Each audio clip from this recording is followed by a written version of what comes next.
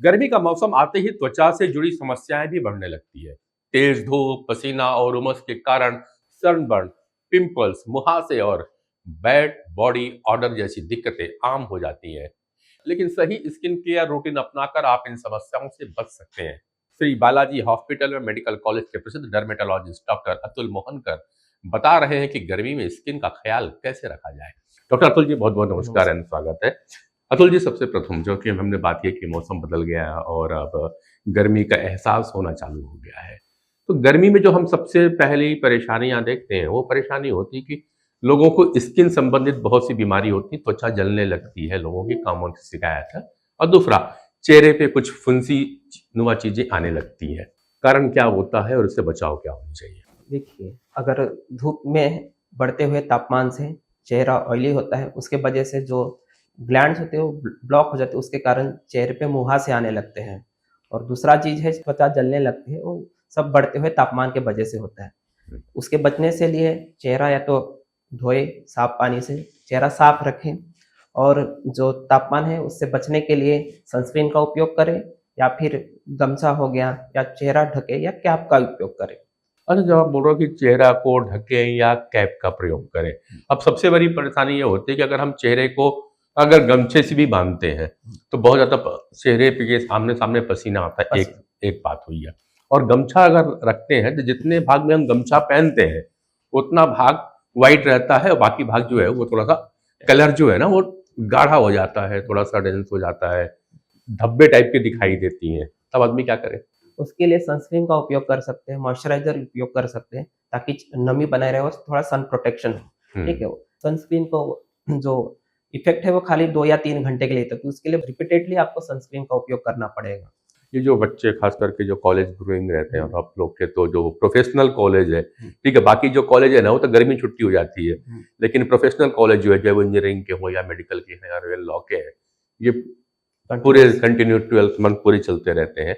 ऐसे में बच्चों को दिक्कत आती है।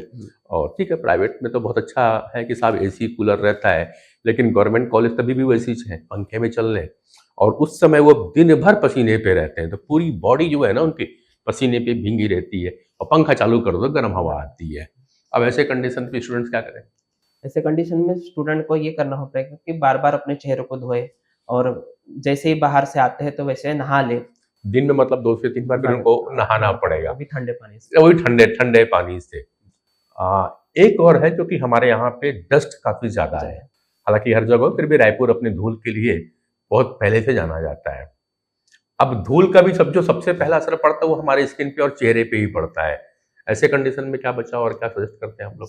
धूल का तो मोस्ट ऑफ द एंट्री जो है ना थ्रू नेज़ल रूट होता है, तो मास्क पहने यानी धूल धक्कड़ से बचने के लिए। और जिसको एलर्जी होती है तो वो धूल धक्कड़ से बचे, ज़्यादातर बाहर ना जाए। लेकिन वही है, काम कर लें तो जाना ही पड़ेगा।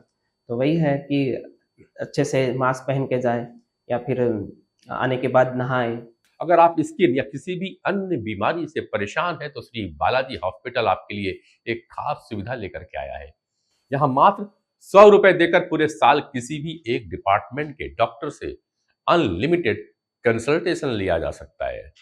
एक चीज ये, जैसे भी आपने कहा कि अगर ज्यादा धूप से बचना है तो आपको कैप का उपयोग करना चाहिए या सर को ढक के रखना है, बांध के रखना।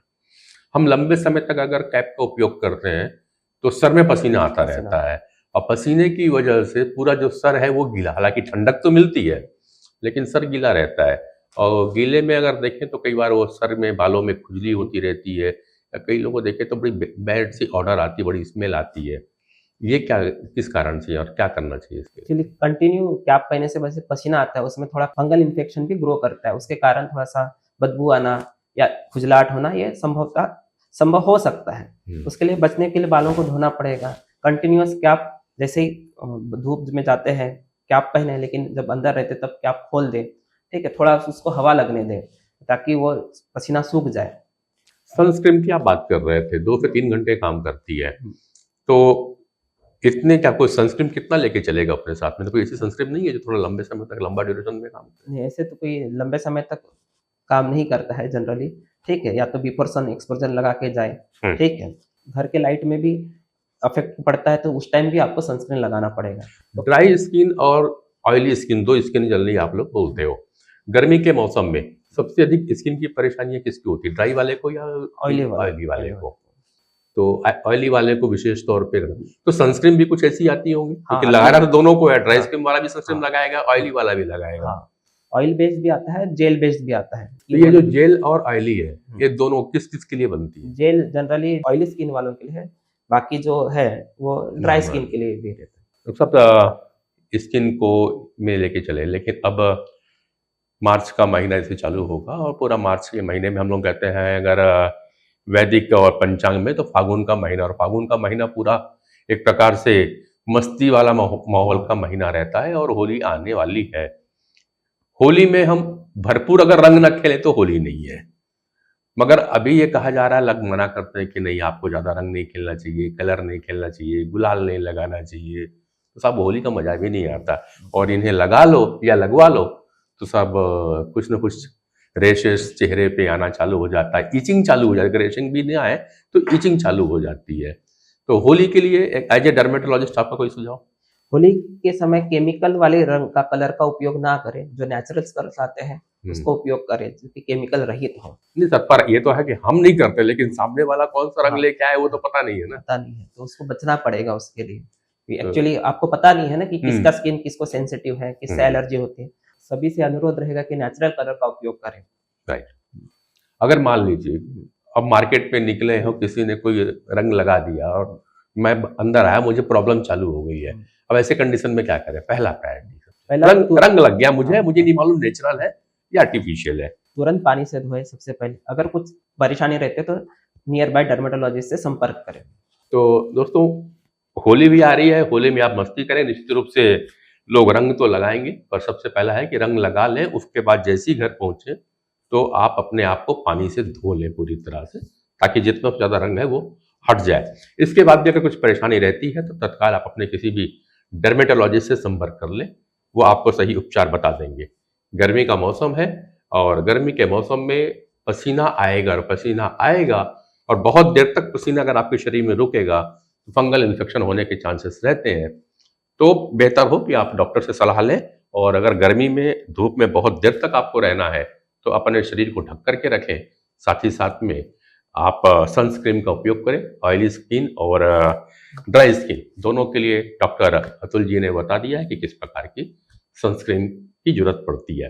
आप अपने कमेंट्स मुझे लिख के भेजिएगा, अपने क्वेश्चन लिख के भेजिएगा, हम फिर मिलेंगे डॉक्टरों के साथ में और आपको बताते रहेंगे। एक जरूरी जानकारी मैं आपको यहाँ पे और पेश कर देता हूँ कि श्री बालाजी हॉस्पिटल में हूँ, और बालाजी हॉस्पिटल की खासियत है कि यहाँ मात्र 100 रुपये की फीस लगती है 365 डेज के लिए, और आप हमेशा आकर के डॉक्टरों से परामर्श ले सकते हैं। इतनी बढ़िया सुविधा दे रखा है बालाजी। तो डॉक्टर साहब, बहुत बहुत धन्यवाद आपका हमारे साथ जुड़ने के लिए।